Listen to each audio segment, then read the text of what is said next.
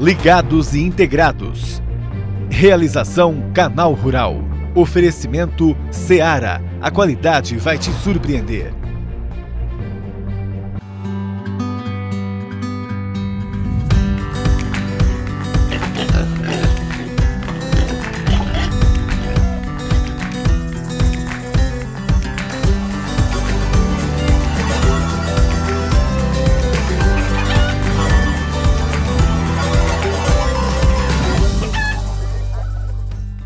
Bom dia, bem-vinda, bem-vindo. Que bom estar mais uma semana com você.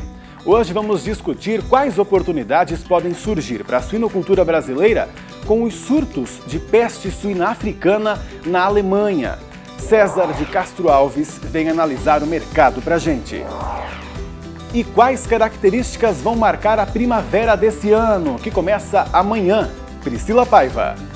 Já dá para adiantar que vamos ter chuva abaixo da média no centro-sul do país. E tem muitas dicas para você adaptar a sua granja e manter a produtividade com o calor. Vamos começar então? Agora!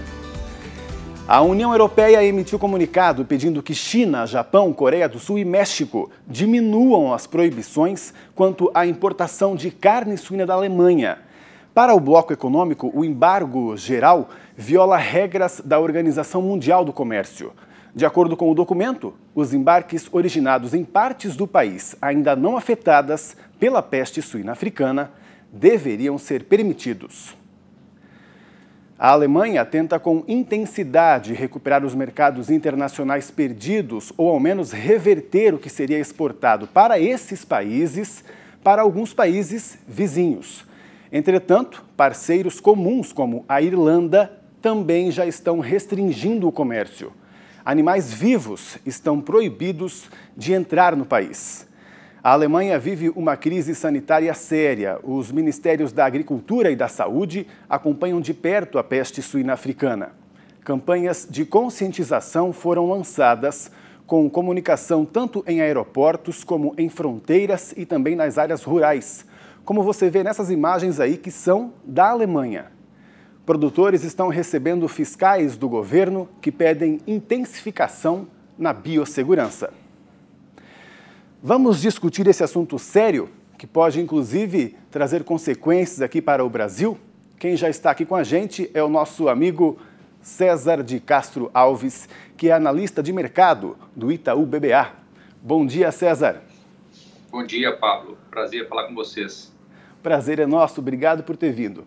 César, quais consequências por lá já devem estar acontecendo, hein? Lá eu digo pela Europa, né? Como é que a Alemanha está lidando com isso? Olha, Pablo, acho que com bastante preocupação, né, do ponto de vista do comércio local lá. A Alemanha é um player muito importante aí como exportador de carne suína para o bloco e também para outros países. É um dos maiores fornecedores para a China também.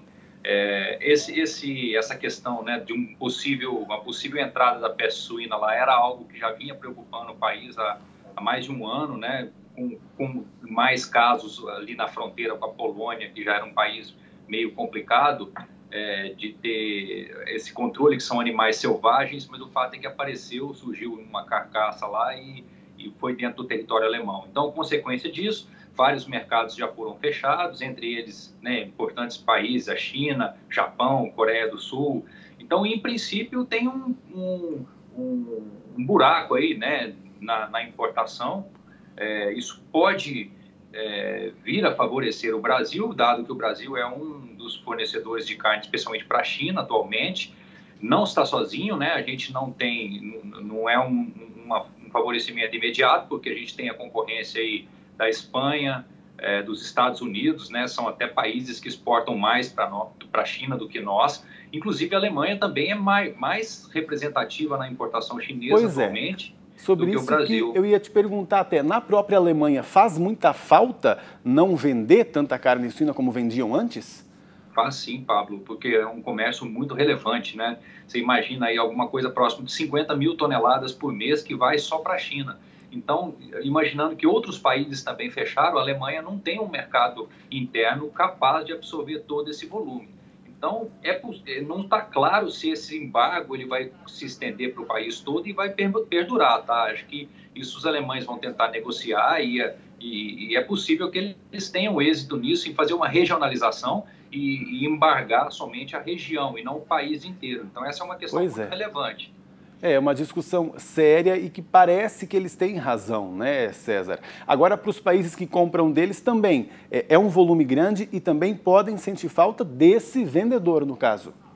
Sem dúvida, um volume muito expressivo, especialmente para a China nesse ano, né, que está com um enorme déficit ainda de carne suína, e tinha lá um fornecedor, vamos dizer assim, seguro e estável e de volumes amplos, né, como eu falei, tanto maior que o Brasil.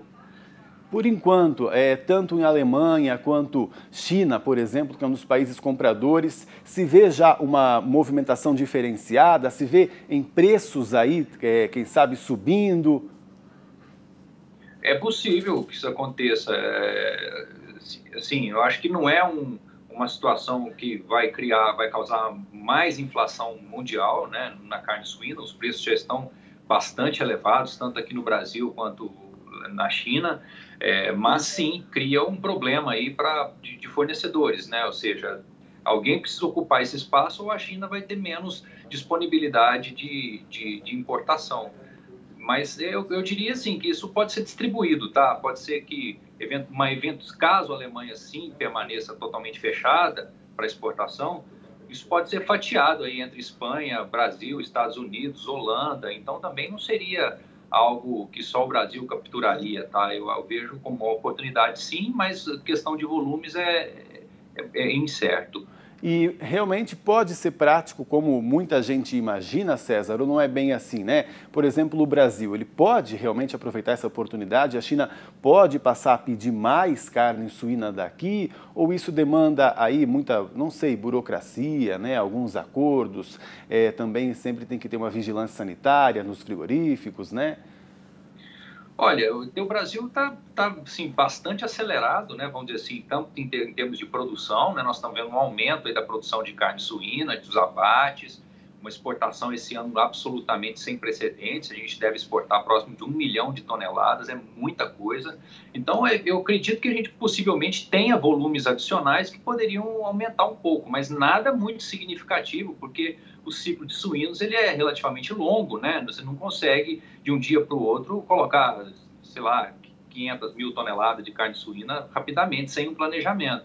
Então, eu penso que isso pode ser, em volumes menores, favorável para nós, mas em grande escala, eu acredito até que, e acho que é muito cedo para a gente apostar que a Alemanha vai ficar absolutamente fechada, né? Isso pode acontecer, uma reabertura aí ou uma regionalização desse bloqueio. Pelo que eu percebo, então, realmente o que pode acontecer aí com mais facilidade é justamente a Alemanha, nessa luta aí que ela está, né, conseguir com que esses embargos não sejam generalizados do país, né? Eles devem retomar aí boa parte do mercado, né, César? Eu acho que é bem certo, né? Nós não temos certeza como os compradores vão reagir nessa negociação, mas os alemães já estão tentando isso, né?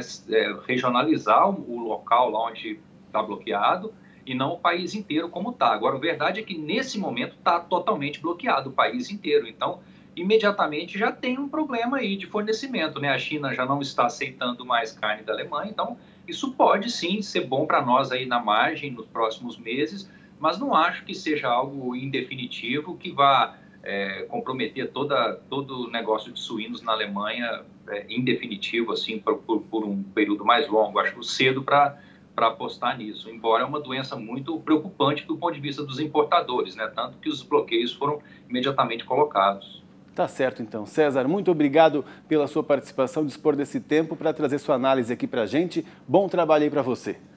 Obrigado, Pablo, e até a próxima. Valeu, até mais. Por enquanto, o Brasil ainda não vê consequências nas vendas de carne suína por conta do enfrentamento da PSA na Alemanha. Aliás, de acordo com a análise do CPEA, os preços continuam crescendo por aqui, mas por causa de outro fator. A oferta de suíno vivo em peso ideal para o abate está menor. Estão mais estáveis no mercado independente de São Paulo e Minas Gerais. Agora a gente faz um intervalo, depois tem previsão do tempo estendida para toda a primavera. A Priscila Paiva, você já sabe, vai vir aqui comigo conversar e contar tudo para você aí de casa, né? Fica aí, até já!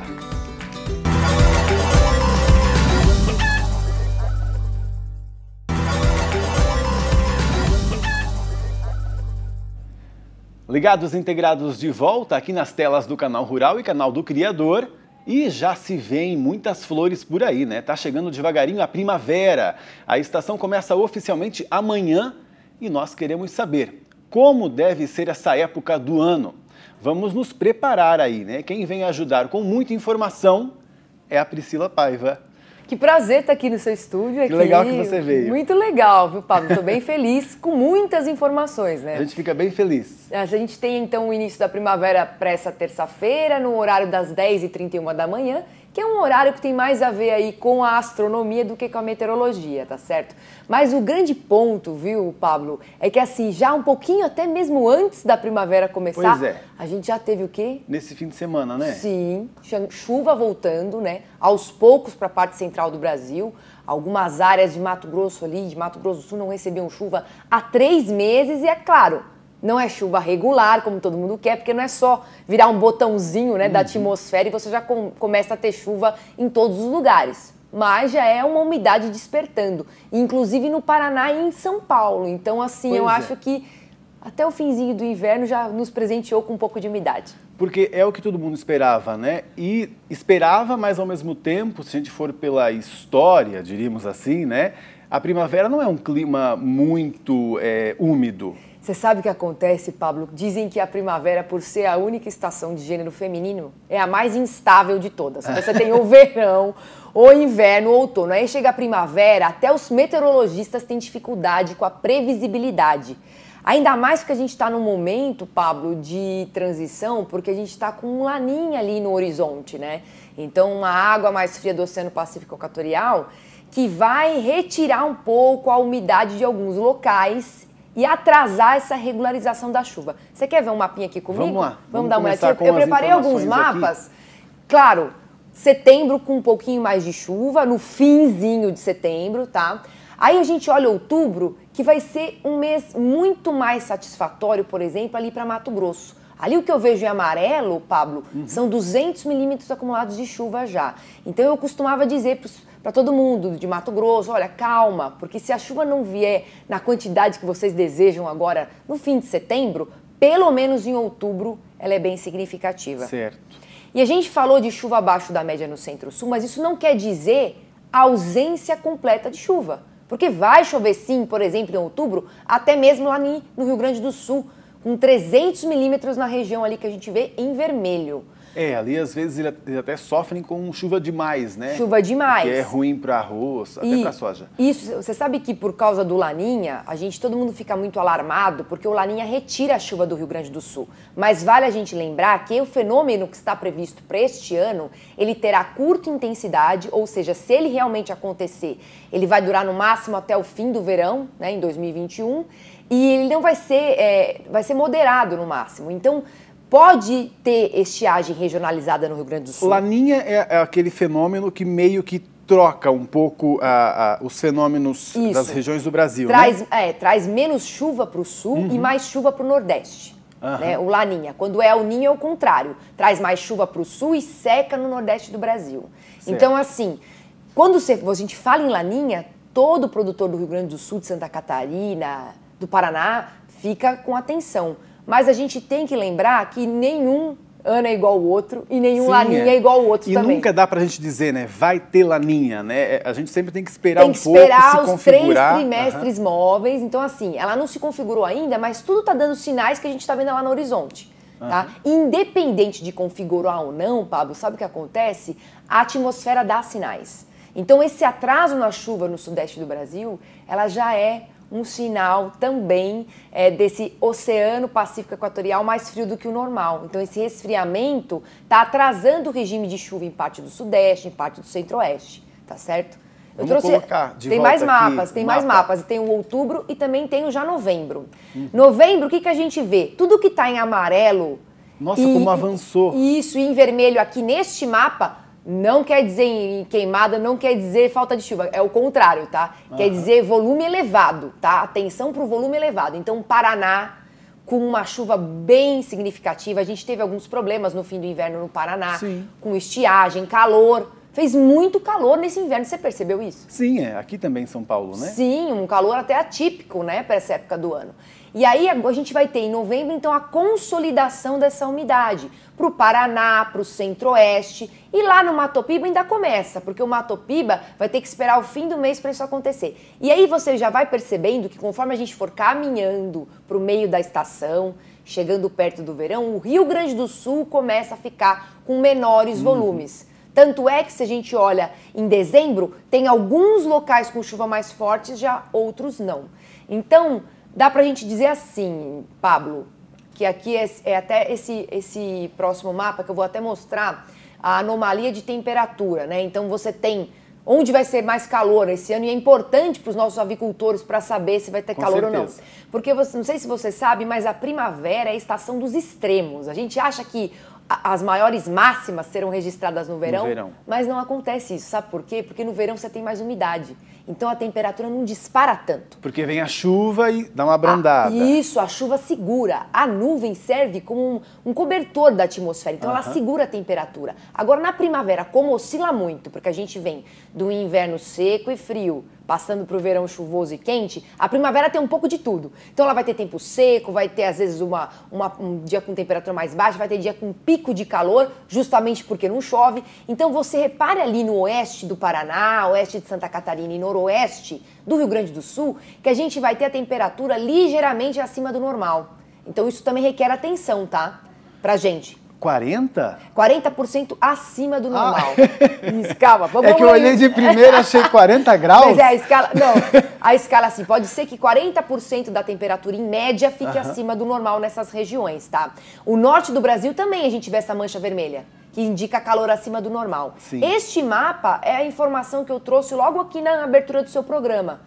Tudo que a gente vê em amarelo e em vermelho aqui, olha, é a anomalia de precipitação que vai dizer onde a chuva vai ficar acima ou abaixo. Aí você vê todo o centro-sul do Brasil com esse amarelo e vermelhinho, que é ligeiramente também abaixo do normal. Não quer dizer que não vai chover. A gente viu que vai ter chuva no Rio Grande do Sul, vai ter chuva no Paraná, tá certo? Mas serão períodos intercalados com tempo seco. E aí quando você somar a média dos 3 meses, pode ser que ela fique ligeiramente abaixo. Tá certo? Isso em alguma parte do Mas me Centro-Sul. parece uma primavera, não quero dizer comum, né? Porque a natureza nunca...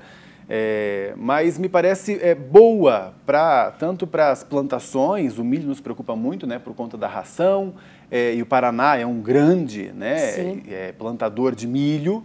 E também, e pode chegar essa chuva depois até também lá pro Mato Piba? Sim, pro Mato Piba. Você sabe que, Pablo, a sua observação é corretíssima, porque se a gente for ver o ano passado atrasou demais a chuva. Pois é. Aí não, a chuva me parece o comum, eu digo porque vai começar a chover aqui e depois vai chegando lá. E eles plantam mais tarde lá mesmo a soja. Plantam mais tarde, plantam em novembro, né? E o ano passado atrasou muito, e aí acabou atrasando até o milho. Sim. Depois, né, a instalação do milho. Esse ano, a gente tem um ligeiro atraso na regularização, mas agora, finzinho do inverno mesmo, a gente já viu algumas pancadas já pipocarem no interior do Brasil. Sim. Não é verdade? E em algumas áreas até de Rondônia, já em outubro a chuva vai ser acima da média.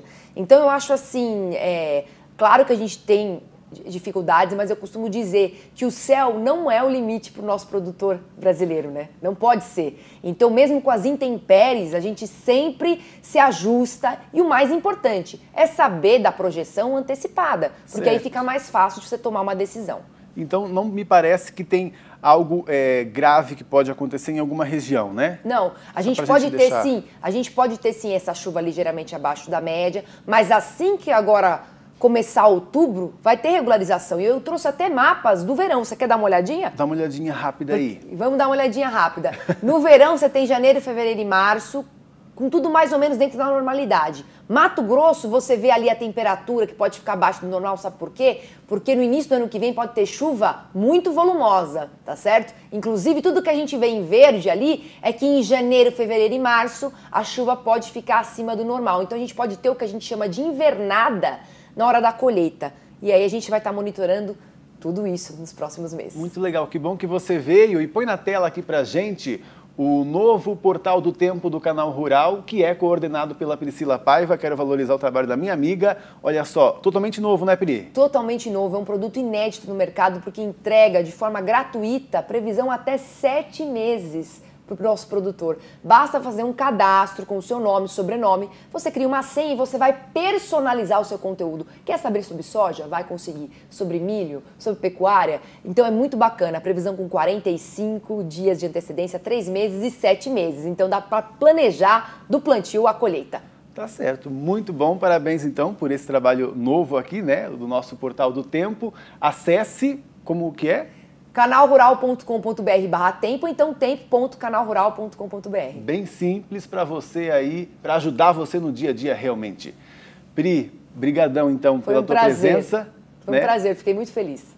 E que agora a gente se veja cada vez mais, né? Tomara que a pandemia vá realmente baixando aí, né? E com todas essas informações, o que você vai adaptar aí na sua propriedade para manter os animais sempre com bem-estar, se alimentando bem e te dando muito lucro?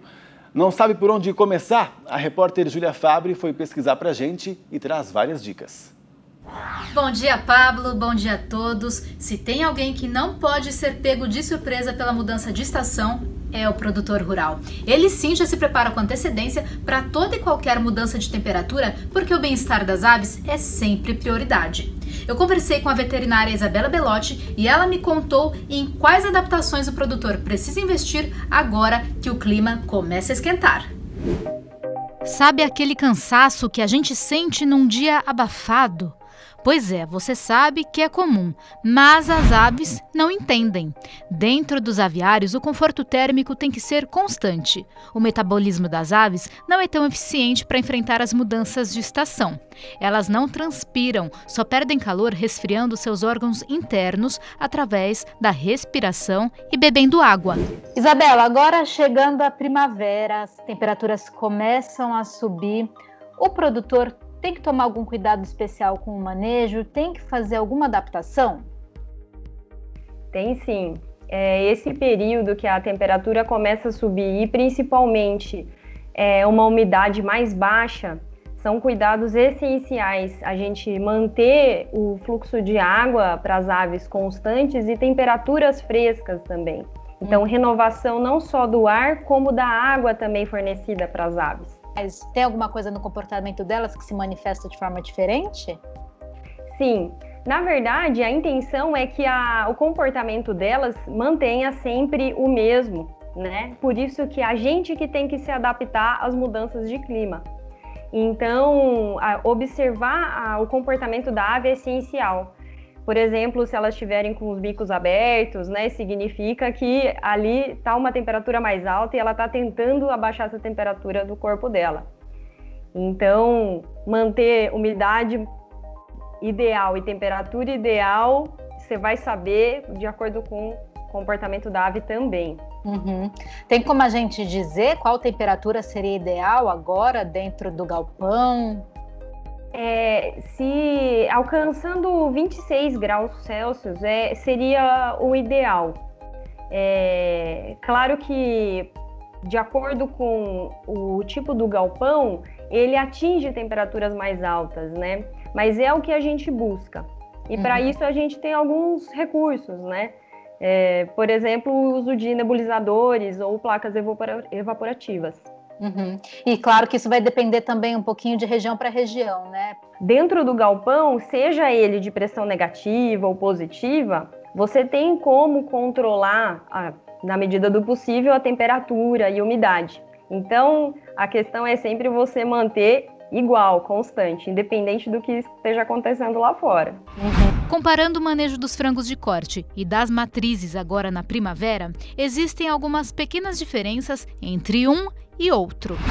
Você tem alguns recursos, né, na matriz que no frango de corte não consegue. Por exemplo, o fornecimento de ração. Na matriz, por ser uma vez ao dia, você vai fornecer essa ração no horário mais fresco, né, nas primeiras horas do dia. No frango de corte, como você fornece o dia todo, você não tem escapatória. O principal é você tentar ao máximo manter a temperatura desejada no galpão. Já os pintinhos levam certa vantagem. Se você tem uma troca de ar constante, que isso é o principal, eles vão se virar muito melhor até do que um frango mais velho. Porque o pintinho, assim que é alojado, na verdade, a gente busca 32 graus Celsius. Então, é muito melhor você até fazer o alojamento dessas aves nessa época, desde que você tenha a troca de ar. Controlar a temperatura significa priorizar não somente o conforto, mas também a saúde das aves. Nessa época mais quente, a ave exige mais dela, né? Então, talvez doenças metabólicas, você vai ter problemas, né? Maior índice. E, na verdade, se você tiver uma umidade muito baixa, isso provoca uma aspersão da poeira maior, né? Então, a poeira estando no galpão, isso pode prejudicar as vias aéreas da ave e levando a uma doença secundária, respiratória, por exemplo, a bronquite. Mas pensando em ambiência mesmo, em relação a isso. Não se esqueça de fazer a manutenção dos equipamentos, como exaustores e ventiladores, e ar-condicionado na sala de ovos para manter a temperatura ideal. Muito bom, e durante essa semana tem mais reportagens aí para você se adaptar com as mudanças do tempo que podem ocorrer com a primavera. E também tem as lives do Canal Rural sobre o tempo com a Pri. Isso, de segunda, quarta e sexta, logo depois do Mercado e Companhia, você bate um papo comigo e pode enviar sua pergunta. Quer saber como vai ser a primavera, os próximos meses? A gente atende. É pelo Instagram do Canal Rural, né? Isso, @Canal Rural. Tá certo, tá aqui, ó, o Instagram do Canal Rural. Então tá bom, muita informação para você, hein? Obrigado pela sua companhia. Obrigado, Pri. Um abraço, obrigada, viu, gente? Até mais. Ligados e integrados. Realização Canal Rural. Oferecimento Seara. A qualidade vai te surpreender.